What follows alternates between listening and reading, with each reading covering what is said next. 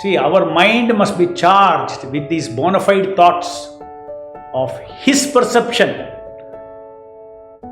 of our situation. How does he see my situation, my conditioned situation?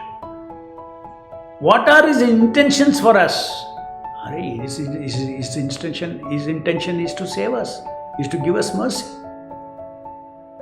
And what are his expectations from us?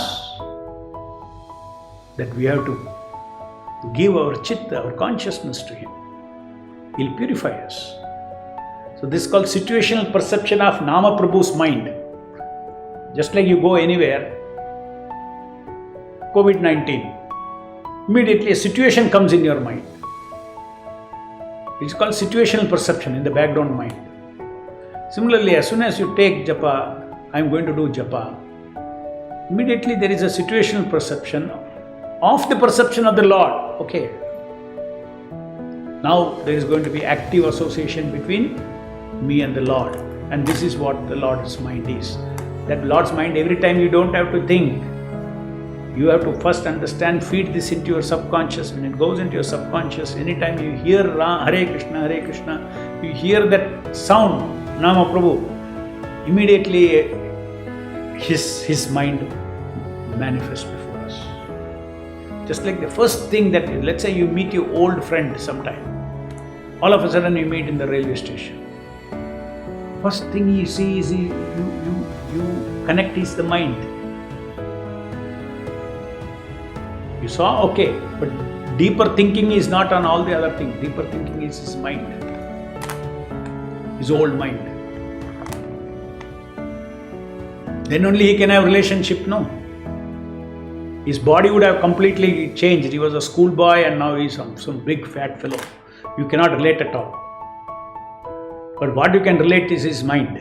Oh, that time itself he was a little fat boy, but he was a boy and then we used to fight, all those things. Everything comes up in our background mind. And in the context of background mind, you relate with him. Oh, how are you? What are you doing now? Where are you now? What happened to your life since then? What are you? Everything we will talk. So this will give this very, very powerful drishya vichara. It's a very powerful way of seeing. First, you see each other's mind, then you see. In other words, you go before the deity.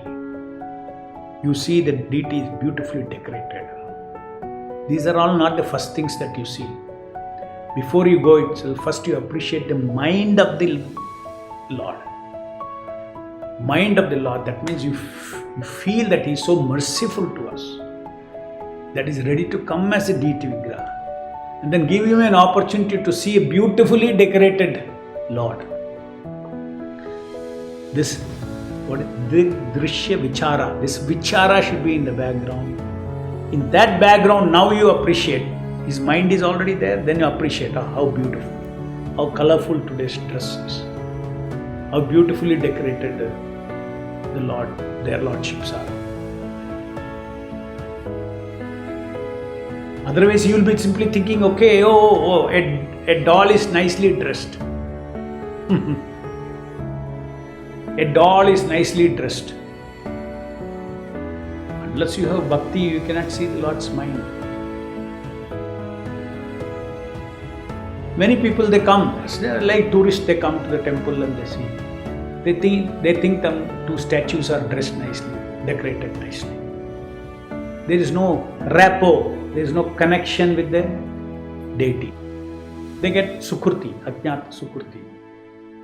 Sukriti means some benefit they get because the transcendental Lord is there and they at least folded their hands before them. Out of cultural connection, they fold their hands. You see, when Westerners come to the temple, they don't even fold their hands.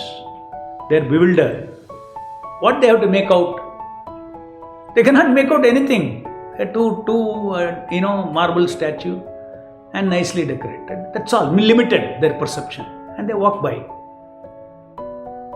They don't even do this. Because our Indian culture, Hindus come and they do this. At least, God, some feeling is there. But as far as details are concerned, only a devotee who is worshipping the Lord who knows the mind of the Lord, who knows the principle of incarnation, he knows the compassionate nature of the Lord, he knows the omnipotency of the Lord by which the external Vigraha becomes omnipotent, and the entire thing he knows. Not an ordinary thing on the altar, not an ordinary thing on my tongue. And then he appreciates that and he knows the mind of the Lord.